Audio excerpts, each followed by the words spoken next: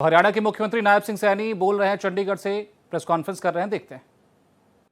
को 75% से घटाकर 25% कर दिया है।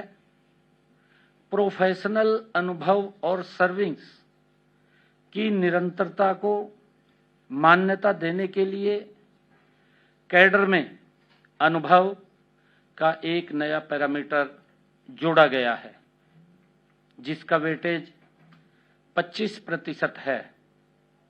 इसके अलावा स्पेशल फैक्टर्स, जो खास परिस्थितियों में के लिए वेटेज को 25% से बढ़ा करके 50% किया गया है।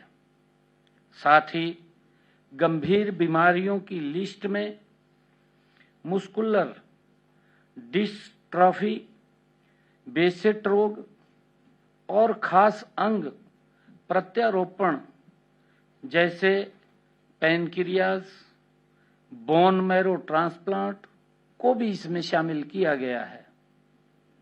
नीतियों में एक जरूरी प्रावधान भी जोड़ा गया है, जिसके तहत रिटायरमेंट से 1 साल पहले किसी भी कर्मचारी या शिक्षक का ट्रांसफर उनकी लिखित सहमति के बिना नहीं किया जाएगा।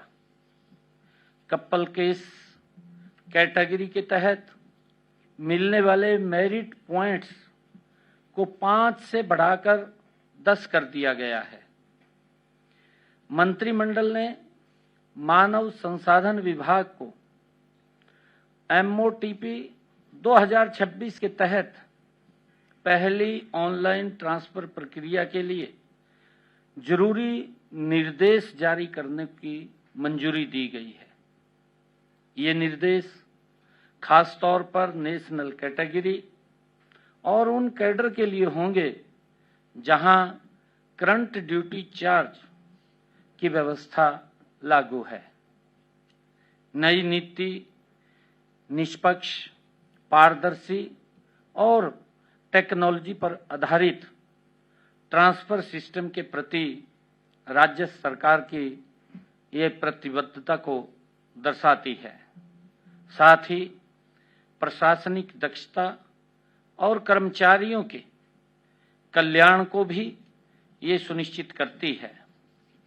इसी प्रकार हमने जो दूसरा विषय था, दयालु स्कीम्स के तहत सरकार ने अंत्योदय की भावना के साथ कार्य करते हुए 1,80,000 रुपए तक वार्षिक आय वाले परिवारों को परिवार के सदस्य की मृत्यु अथवा दिव्यांगता की स्थिति में दीनदयाल उपाध्याय अंत्योदय परिवार सुरक्षा योजना दयालु वन के तहत वित्तीय सहायता प्रदान कर रही है।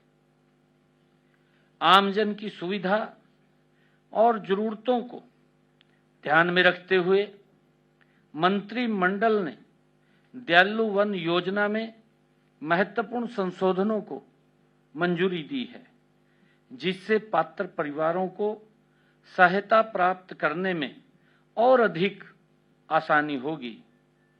पहले योजना के तहत क्लेम प्रस्तुत करने की समय सीमा 3 महीने थी, जिसे बढ़ा करके 6 महीने कर दिया है, ताकि किसी भी जरूरतमंद परिवार को केवल तकनीकी कारणों से सहायता से वंचित न रहना पड़े। साथ ही आज तक दायर क्लेमों के लिए छूट की अवधि को भी 3 महीने से बढ़ाकर मृत्यु अर्थात दिव्यांगता की तिथि से 6 महीने तक किया गया है। पात्र लाभार्थियों को राहत प्रदान करने के उद्देश्य से क्लेमों के निपटान संबंधी प्रावधानों को सरल बनाया गया है। 6 महीने से अधिक 7 महीने तक देरी के लिए हरियाणा परिवार सुरक्षा न्यास के मुख्य कार्यकारी अधिकारी को अधिकृत किया गया है और इसी प्रकार 7 महीने से अधिक और 9 महीने तक देरी के लिए वित्त विभाग के अतिरिक्त मुख्य सचिव को निर्णय लेने के लिए अधिकृत किया गया है।